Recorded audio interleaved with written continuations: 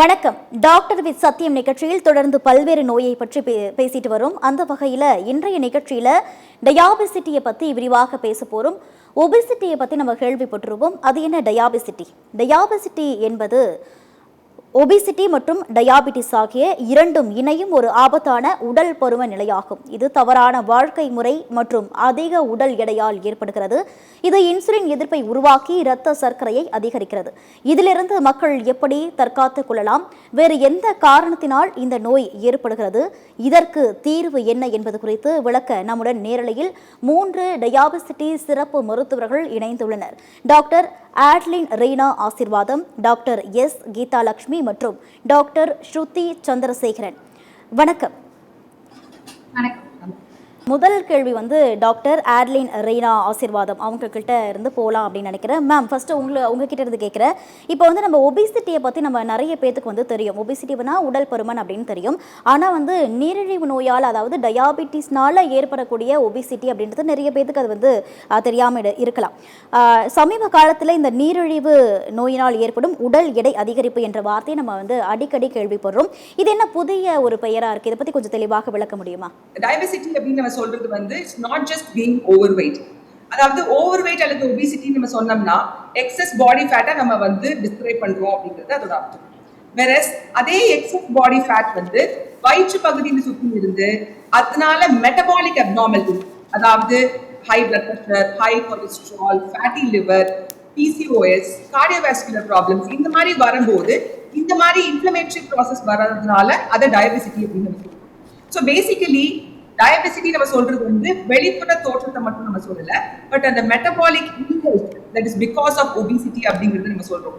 So many times நம்ம Indian பாப்புலேஷன்ல பாத்தீங்கன்னா அவங்க ஒபிசா தெரிய மாட்டாங்க, ஆனாலும் அவங்களோட ஃபேட் டெபாசிஷன் அப்நார்மலா பிஹேவ் பண்ணலாம். அதனாலதான் டயாபிட்டிஸோட ரிஸ்க் நம்மளோட பாப்புலேஷன்ல அதிகமா இருக்கு. ஸோ பேசிக்கலி இந்த மாதிரி பீப்புளுக்கு நம்ம பேஸ் சர்க்கம்ஃபரன்ஸை மெஷர் பண்ணணும், not just the weighing scale which is showing weight. So இது ரொம்ப ரொம்ப இம்பார்ட்டன்ட். ஏன்னா diabetes அப்படிங்கிறது it means that the obesity it is causing metabolic problems. Okay ma'am. இப்போ அடுத்த கேள்வி டாக்டர் ஸ்ருதி சந்திரசேகரன் அவங்க கிட்ட இருந்து போகலான்னு நினைக்கிறேன். இப்போ உங்களுடைய கேள்வி என்ன அப்படின்னா, இப்போ உடலில் நிறைய இடங்களில் கொழுப்பு படிகிறதுக்கு வாய்ப்பு இருக்குது. அப்படி வயிற்றில் இருக்கிற கொழுப்பு குறிப்பாக வளர்ச்சிதை மாற்ற எச்சரிக்கை, அதாவது மெட்டபாலிக் வார்னிங் அப்படின்னு சொல்கிறோமே, ஏன்? ஸோ இப்போ நீங்க சொன்ன மாதிரி நம்ம உடம்புல இந்த ஃபேட் டெபாசிஷன் நிறைய இடத்துல இருக்கலாம்.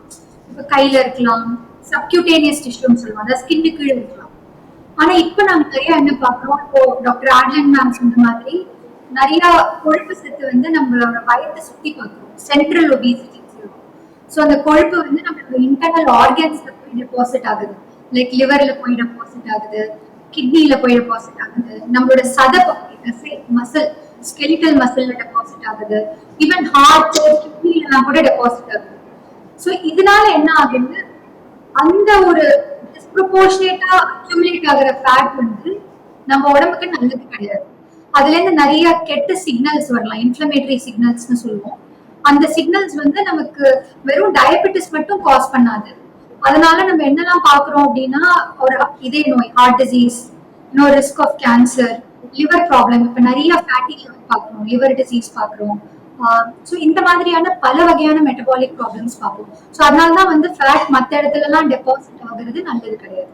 அதுதான் அதுதான் நம்ம ஸ்பெசிஃபிக்கா அட்ரஸ் பண்ணிட்டு இருக்கோம். கீதா மேம், நெக்ஸ்ட் உங்ககிட்ட கேள்வி கேட்கலாம்னு நினைக்கிறேன். இப்போ எல்லா எடை அதிகரிப்பும் சமமாக ஆபத்தானதா அல்லது அது ஒரு எச்சரிக்கையாக பார்க்கப்படுமா?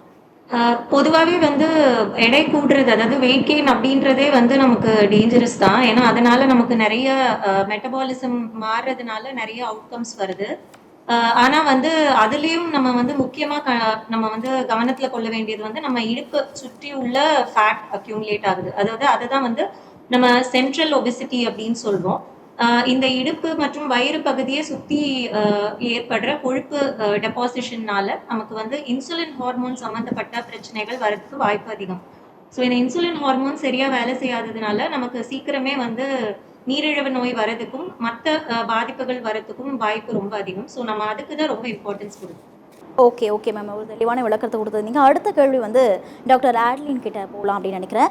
இப்போ ஒரு சிலவங்களுக்கு இந்த டயாபிசிட்டி அப்படின்ற அந்த நோய்க்கான அறிகுறி எதுவுமே இல்லை அப்படின்னா கூட, அந்த நோய் அறிகுறி இல்லாத போது கூட அவருக்கு அந்த நீரிழிவினால் ஏற்படும் உடல் எடை அதிகரிப்பு இருப்பதாக கருதப்படும் அப்படின்னு நினைக்கிறேன்.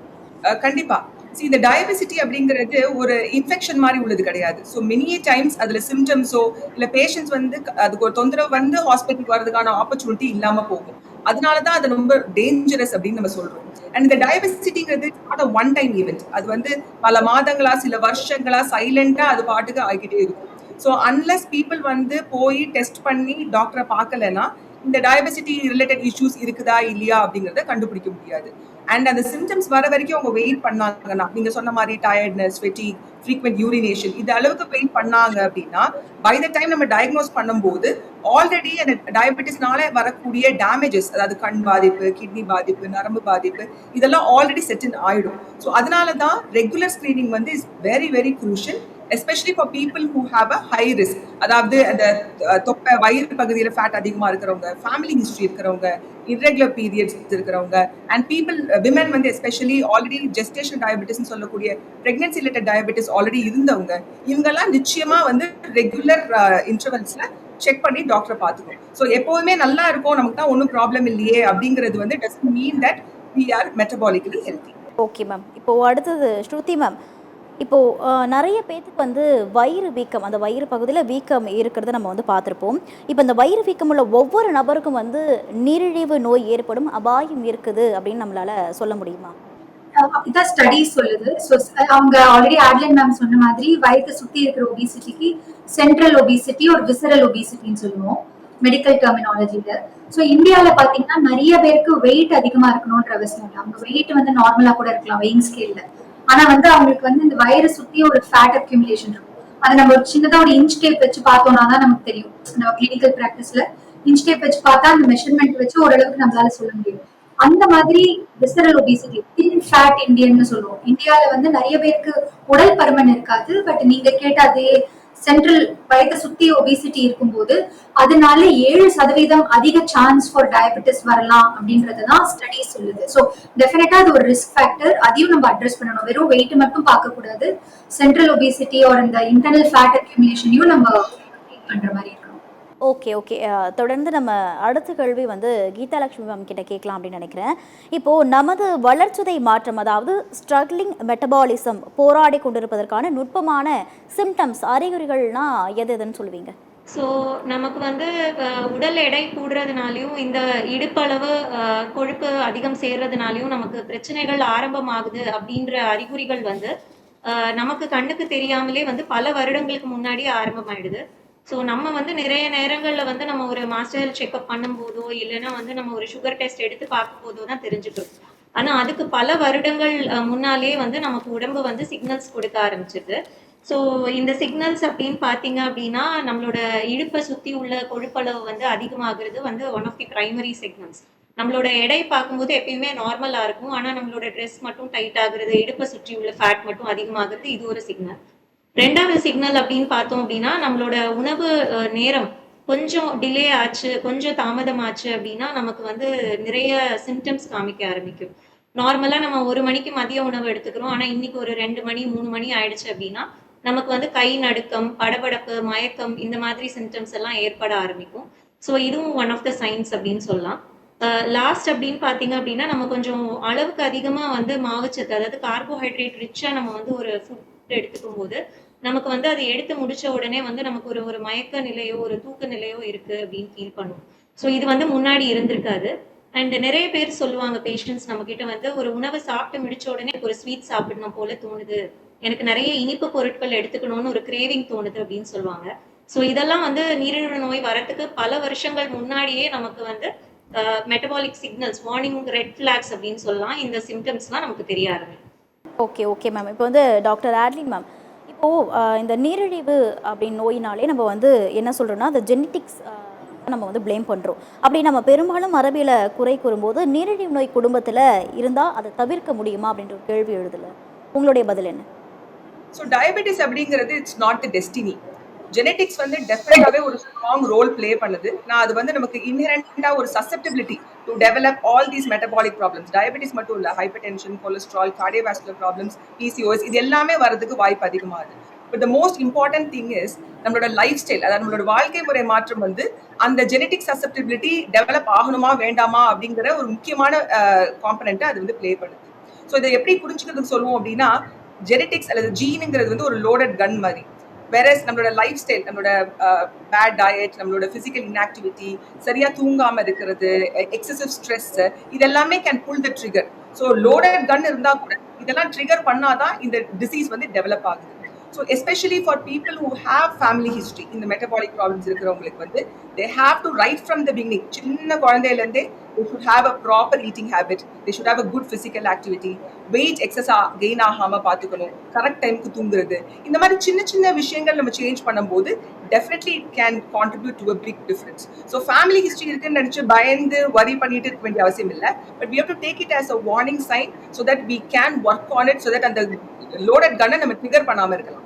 Okay ma'am. இப்போ வந்து அடுத்து டாக்டர் ஸ்ருதி மேம், இப்போ இந்த டயாபிசிட்டி அப்படின்ற ஒரு நோய் வந்து ஒருத்தவங்களுக்கு வந்த உடனே அவங்க என்ன நினைப்பாங்கன்னா, முதல்ல நம்மளா ஒரு முயற்சி எடுத்துக்கலாம் அப்படின்னு சொல்லி ஏதாவது ஒரு சில முயற்சிகள் எடுப்பாங்க. அப்படி அவங்க எடுக்கிற ஒரு பொதுவான தவறு என்ன?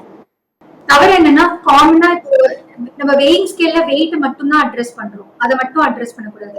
ஏன்னா பிஎம்ஐன்னு சொல்லுவோம். பிஎம்ஐன்றது ஹைட் வெயிட் வச்சு ஒரு கால்குலேஷன் போட்டு நீங்க எவ்வளவு பிஎம்ஐ இருக்கீங்கன்னு. நான் சொன்ன மாதிரி அந்த பிஎம்ஐ நார்மலா இருந்தா கூட இந்த வயத்தை சுத்தி இருக்கிற ஃபேக்ட்னால உங்களுக்கு டயபெட்டிஸ், ஹார்ட் டிசீஸ் வரதுக்கான சான்சஸ் வந்து ரொம்ப அதிகம்.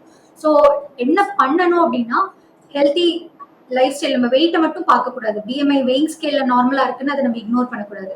ஸோ நம்ம வந்து ரெகுலர் எக்ஸசைஸ் பண்ணணும். நம்ம வெயிட் நார்மலா இருந்தா நமக்கு ஏன் எக்ஸசைஸ்ன்றது வந்து ஒரு கேள்வி கிடையாது. அதுல இம்பார்ட்டண்டா பாத்தீங்கன்னா, இப்போ நம்ம என்ன டேக்கோ மெசேஜ் வச்சுக்கணும் அப்படின்னா, மசில் பில்ட் பண்ணணும். நம்ம எவ்வளவு மசில் பில்ட் பண்றோமோ அவ்வளவு நமக்கு நல்லது. ஸோ மசில் தான் இப்போ கோல்டு அப்படின்னு நாங்க சொல்லுவோம் எங்க பேஷண்ட்ஸ் கிட்ட. கோல்ட்ல இன்வெஸ்ட் பண்றதுக்கு பதிலா மசில் இன்வெஸ்ட் பண்ணுங்கன்னு சொல்லுவோம். ஸோ நீங்க எவ்வளவு அந்த ஸ்ட்ரென்த் ட்ரைனிங் பண்றீங்க, வெயிட் லிஃப்டிங் பண்றீங்க, this is especially true for women also. நிறைய விமனுக்கு வந்து அந்த ஒரு இன்ஹிபிஷன் இருக்கு, நான் ஏன் வெயிட் லிஃப்ட் பண்ணணும் அப்படின்னு. நீங்க வெயிட் லிஃப்ட் பண்ணும்போது தான் அந்த மசில் டெவலப் ஆகும். மசில் டெவலப் ஆச்சுனா தான் இந்த விசரல் ஒபிசிட்டி ஒரு சென்ட்ரல் ஒபிசிட்டியை நம்ம அட்ரஸ் பண்ண முடியும். ஸோ வெறும் வெயிங் ஸ்கேலை மட்டும் பார்க்காதீங்க. டயட் எவ்வளோ இம்பார்ட்டன்ட்டோ அதே மாதிரி ஸ்ட்ரென்த் ட்ரைனிங் எக்ஸசைஸும் ரொம்ப இம்பார்ட்டன்ட். அதர் காமனா நம்ம பண்ற மிஸ்டேக்னு நீங்க பாத்தீங்கன்னா, நம்ம ஒழுங்காவே தூங்குறது இல்லை. இப்போ யாருமே டைமுக்கு தூங்குறது இல்லை. இப்போ டைமுக்கு தூங்காததுனாலயே பல வகையான மெட்டபாலிக் ப்ராப்ளம்ஸ் வருதுன்னு சொல்றோம். இர்ரெகுலர் பீரியட்ஸ்லேருந்து, இன்ஃபர்டிலிட்டிலேருந்து, இன்னும் ஃபேட்டி லிவர்லேருந்து எல்லாமே உங்க ஸ்லீப்போட ரிலேட்டட். நீங்க நல்லா தூங்கினீங்கன்னா தான் அந்த மசில் ஃபேட் பேலன்ஸ், இந்த ஃபேட் டெபாசிஷன்லாம் கம்மியா இருக்கும். ஸோ கரெக்ட் டைமுக்கு தூங்கணும், டைமுக்கு எழுந்துக்கணும். அட்லீஸ்ட் ஒரு 7 to 8 hours தூங்கணும். ஸோ காமனா பண்ற தப்பு பாத்தீங்கன்னா, வெயிங் ஸ்கேலை மட்டும் பாக்குறது, ஸ்ட்ரென்த் ட்ரைனிங் பண்ணாம இருக்கிறது, அண்ட் இம்பார்ட்டண்டா தூக்கத்தை நம்ம ரொம்ப இக்னோர் பண்றது. இது 3 தான் நமக்கு ரொம்ப ரொம்ப இம்பார்ட்டன்ட். அடுத்து வந்து யாராவது தங்களுக்கு மைய உடல் பருமன் இருப்பதை உணர்ந்தாங்கன்னா இந்த பாதிப்பை வந்து நம்மளால மாற்ற முடியுமா? இதனால வரக்கூடிய பாதிப்பை நம்மளால தடுக்க முடியுமா? ஸோ நம்ம உடம்போட மிகப்பெரிய பலம் அப்படின்னு பார்த்தோம் அப்படின்னா, எந்த வகையான ஒரு ஸ்ட்ரெஸ்ஸை நம்ம பாடிக்கு கொடுத்தோம் அப்படின்னாலுமே நம்ம பாடியை வந்து நம்ம கரெக்டான வழிமுறையில் கொண்டு போகணும் அப்படின்னா நம்மளால ஈஸியாக அதுலேருந்து, அதுவும் ஏர்லி ஸ்டேஜஸில் நம்மளால ரிவர்சிபிளாக வெளியில் வர முடியும். ஸோ அதே மாதிரி தான் இந்த டயபெசிட்டி மற்றும் இந்த சென்ட்ரல் அடிப்போசிட்டி அதோட பக்க விளைவுகளும் அதே மாதிரி தான். நம்ம ஆரம்ப ஸ்டேஜ்லயே வந்து நம்ம சீரான உணவு முறைகள், அதாவது அந்த பேலன்ஸ் டயட், ஆரோக்கியமான உணவு முறைகள், மாவுச்சத்தை குறைச்சிட்டு புரதச்சத்தை அதிகம் எடுத்துக்கிறது, அதே மாதிரி நம்மளோட மசில்ஸை கான்சென்ட்ரேட் பண்ணி நம்ம வந்து உடற்பயிற்சி செய்ய ஆரம்பிக்கிறது. ஸோ இந்த மாதிரி விஷயங்களை நம்ம ஏர்லியராகவே செய்ய ஆரம்பிச்சோம், இந்த வார்னிங் சைன்ஸ் வந்த உடனே நம்ம செய்ய ஆரம்பிச்சோம் அப்படின்னா கம்ப்ளீட்டா இந்த பக்க விளைவுகள்ல இருந்து நம்ம வெளியே வந்துடலாம்.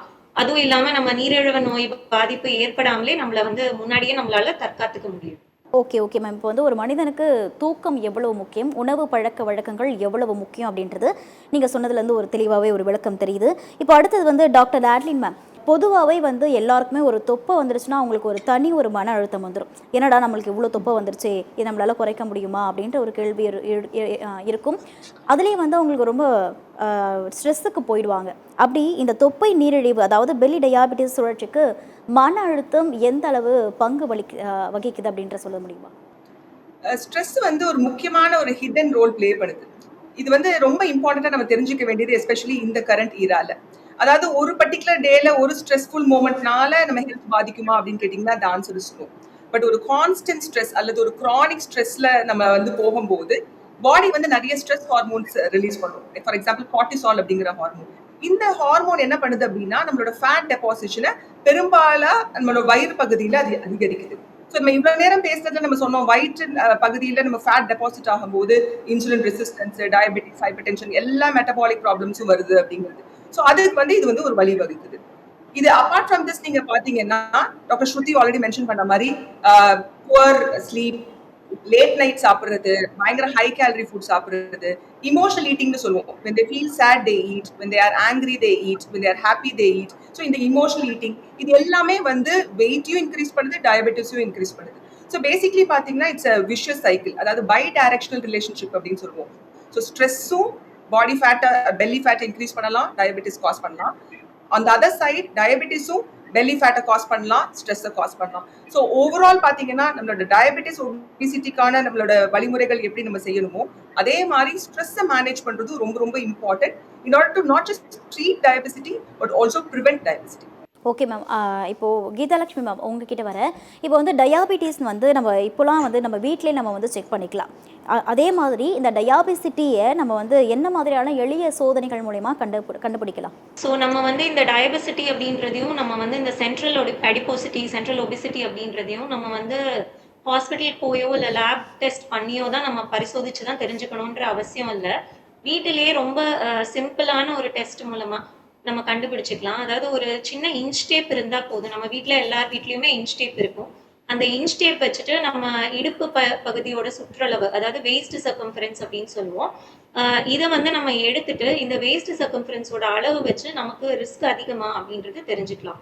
ஸோ ஆண்கள்ல இது 90% மேலேயும், பெண்கள்ல 80% மேலேயும் இருந்துச்சு அப்படின்னா நமக்கு வந்து ஃபியூச்சர்ல நமக்கு நீரிழிவு நோய் வர்றதுக்கான வாய்ப்புகள் அதிகம்.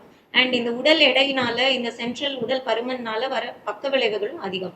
ஸோ இந்த மாதிரி நமக்கு இன்ச் டேப் வச்சு மெஷர் பண்ணி நமக்கு அதிகமா இருக்கு அப்படின்னா நம்ம இது இந்த முக்கியமா வந்து இந்த இடுப்பு சுற்றளவு குறைவதற்கான உடற்பயிற்சிகளை நம்ம வந்து ஆரம்பிச்சிடும். ஸோ ரொம்ப சிம்பிள் டெஸ்ட் மூலமா நம்ம இதை தெரிஞ்சுக்கலாம். ஓகே மேம், ஒரு தெளிவான ஒரு விளக்கத்தை கொடுத்துருந்தீங்க. அடுத்து இறுதியான ஒரு கேள்வி டாக்டர் ஸ்ருதி சந்திரசேகரன் கிட்ட. இப்போது இந்த டயாபெசிட்டி அப்படி குறித்து மக்களுக்கு இறுதியாக என்ன சொல்ல நீங்கள் விரும்புகிறீங்க? ஸோ டயபெசிட்டி இத்தனை நேரம் நம்ம பேசின மாதிரி வெயிட் வந்து ஒரு வெயிங் ஸ்கேல் ப்ராப்ளம் மட்டும் கிடையாது, ஒரு காஸ்மெட்டிக் ப்ராப்ளம் மட்டும் கிடையாது. அதனால உங்களுக்கு மெட்டபாலிக் ப்ராப்ளம்ஸும் வரலாம். So diabetes, hypertension, heart disease, irregular periods அதெல்லாமும் வரலான்றதான் இவ்வளோ நேரம் நம்ம பேசிட்டு இருந்தோம். ஸோ அது ஒரு இம்பார்ட்டன்ட் டேக்கோ மெசேஜ். ரெண்டாவது இம்பார்ட்டன்ட் டேக்கோ மெசேஜ் வந்து எக்ஸசைஸ் ரெகுலராக பண்ணுங்க. அதில் இம்பார்ட்டண்ட்டாக வெயிட் ட்ரைனிங் எக்ஸசைஸ் பண்ணுங்க. லிஃப்ட் வெயிட்ஸ் அட்லீஸ்ட் வாரத்தில் 3 முறையாவது வெயிட் லிஃப்ட் பண்ணுங்க. Especially women. நீங்க மசில் பில்ட் பண்ண இந்த மெட்டபாலிக் ரிஸ்க் ஃபேக்டர்ஸ் எல்லாம் கம்மியாகும். ஹெல்த்தியா சாப்பிடுங்க, டைம்க்கு சாப்பிடுங்க, ஹெல்த்தியா சாப்பிடுங்க. நம்ம உடம்புல கிளாக் இருக்கு, எல்லாருக்குமே இன்டர்னல் கிளாக் இருக்கு, பயாலஜிக்கல் கிளாக். அந்த கிளாக் சொல்ற மாதிரி ரொம்ப ஆட்டன் சொன்ன மாதிரி ரொம்ப லேட்டா சாப்பிடாதீங்க. லேட்டா சாப்பிட்றதுனாலே உங்களுக்கு பல வகையான மெட்டபாலிக் ப்ராப்ளம்ஸ் வரலாம். ஸோ டைம்க்கு சாப்பிடுங்க, டைம்க்கு தூங்குங்க. ஸோ நம்ம சிம்பிளா நம்ம லைஃப் ஸ்டைல் ரொம்ப எக்ஸ்ட்ரீமா எதுவுமே பண்ண வேண்டாம். சிம்பிளா நம்ம லைஃப் ஸ்டைல் வச்சுனாலே லைஃப் ரொம்ப ஈஸியா இருக்கும். ஸோ நம்ம லைஃப் ஸ்டைலை லைஃப் லாங் ஃபாலோ பண்ணாதான் லைஃப் லாங் இருக்கும். Okay ma'am. Doctor Adeline ma'am, நீங்கள் உங்களுடைய கருத்து என்ன? I think I completely agree with Dr. Shruti. Basically எல்லாரும் என்ன நினைக்கிறாங்கன்னா ரொம்ப விலையுயர்ந்த டெஸ்டிங் எல்லாம் பண்ணணும், விலையுயர்ந்த ட்ரீட்மெண்ட் எடுக்கணும், ஜிம்முக்கு போய் தான் ஒர்க் அவுட் பண்ணணும், இந்த மாதிரி உள்ளதெல்லாம் எதுவுமே கிடையாது. எந்த வகையான இன்டர்வென்ஷன் அவங்களோட லைஃப் ஸ்டைலுக்கு ஒர்க் அவுட் ஆகும். It could be a simple walking for 20-30 minutes. That's more than sufficient for somebody who can do that. நம்மளோட dietary changes, simple things that is available in the kitchen. நம்ம இப்போ நிறைய information வந்துச்சு, chat ஜிபிடில இருந்து எல்லாமே you can customize and get it for your own convenience and your preference. So ஏதாவது ஒரு life style change, smaller change can make a bigger difference. So ரொம்ப பெரிய அளவுல மாற்றங்கள் கொண்டு கொண்டுமோ இல்லையோ, சின்ன சேஞ்சை கன்சிஸ்டண்டா பண்ணும்போது that is going to go a long way. நீங்க என்ன சொல்ல விரும்புறீங்க மக்களுக்கு? டயாபிசிட்டி குறித்து மக்களுக்கு சொல்ல விருப்பப்படுற ஒரு தகவல்னா என்ன? நம்ம இவ்வளவு நாள் வந்து நீரிழிவு நோயோட வைத்தியத்தையும் அதோட பக்க விளைவுகள் வராம இருக்கிறத பத்தியும் தான் நம்ம யோசிச்சுட்டு இருந்தோம். பட் நம்ம இப்ப வந்து அதுக்கு ஒரு படி முன்னாடி நம்ம போயிட்டு இருக்கோம். அதுக்கு ஆரம்பமாகறதுக்கு முன்னாடியே நம்ம வந்து இந்த உடல் பருமன், அதுவும் இந்த சென்ட்ரல் ஒபிசிட்டி இதுக்கான நம்ம பரிசோதனைகள்ல வந்து ஆரம்பத்திலேயே வந்து மேற்கொள்ளணும். ஸோ அது மட்டும் இல்லாம வருஷத்துக்கு ஒரு தடவை கண்டிப்பா வந்து நம்ம ரொட்டீன் ஹெல்த் செக்அப் பண்ணிட்டு, நமக்கு இந்த பிரச்சனைகள்லாம் வரத்துக்கு நீரிழிவு நோய், அதுக்கப்புறம் ஃபேட்டி லிவர் டிசீஸ், அதுக்கப்புறம் பிளட் பிரஷர், ரத்தத்துல கொழுப்பு அளவு அதிகரிக்கிறது, இந்த மாதிரி பிரச்சனைகள் வரதுக்கான வாய்ப்புகள் இருக்கா அப்படின்றத நம்ம வந்து எவ்ரி இயர் இல்ல எவ்ரி 6 மந்த்ஸ் ஒன்ஸ் நம்ம வந்து பார்த்து வச்சுக்கணும். ஏன்னா இப்ப வந்து இருக்கிற கரண்ட் ஜெனரேஷன்ல நீரிழிவு நோய் அப்படின்றது ஒரு 40 வயசு 50 வயசுக்கு மேல இல்ல வியாதியா இல்லாம ஒரு 20 25 வயசுலயே தொடங்கிடுது. ஸோ நம்ம ஊர் குழந்தைகள் வளர்ப்புல இருந்தே நம்ம வந்து உடல் பருமனை ஒரு முக்கியமான விஷயத்த அணுகி அதை வந்து நம்ம ப்ரிவென்ட் பண்றதுக்கு முயற்சிகள் எடுக்க ஆரம்பிக்கும். Okay ma'am, okay. ரொம்ப நன்றி. இன்றைக்கு டயாபெசிட்டியை பற்றி ரொம்பவே தெளிவாக பேசியிருந்தோம். இது குறித்து நிறைய கேள்விகளுக்கு ரொம்பவே விளக்கமாக நீங்கள் வந்து விளக்கம் கொடுத்துருந்தீங்க. நேரலையை இணைந்து எங்களுடைய சந்தேகத்துக்கு தீர்வு சொன்னதுக்கு ரொம்பவே நன்றி. இன்றைய நம் டாக்டர் வித் சத்தியம் நிகழ்ச்சியில் பங்கேற்ற மருத்துவர்கள் டயாபெசிட்டி, ஒபிசிட்டி குறித்து பல்வேறு பயனுள்ள தகவல்களை வழங்கினார்கள். இதுபோன்ற மருத்துவம் சார்ந்த பல்வேறு தகவல்களுடன் அடுத்த நிகழ்ச்சியில் சந்திப்போம். நன்றி, வணக்கம்.